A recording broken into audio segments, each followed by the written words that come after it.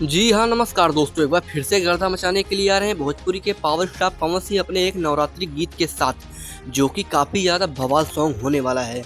क्योंकि दोस्तों power star Pawan Singh का यह सॉन्ग काफ़ी ज़्यादा सैड है। क्योंकि दोस्तों आप लोगों को पता ही होगा कि अपने जब power star Pawan Singh sad song गाते हैं तो सीधा दिल पे लगता है। दोस्तों पावर स्टार पवन सिंह का यह देवी गीत माँ अम्बा फिल्म से आने वाला है, जो कि digital partner global music Jackson से भी है। दोस्तों पवन सिंह के इस सॉन्ग का टाइटल ही है पूछे पवनवा एमआई, जिसे देखने के बाद ही लगता है कि यह सॉन्ग काफी सैड होने वाला है। दोस्तों इस सॉन्ग को सिर्फ पावर स्टार पवन सिंह गाए हैं, इसमें फीमेल सिंगर काम नहीं की है।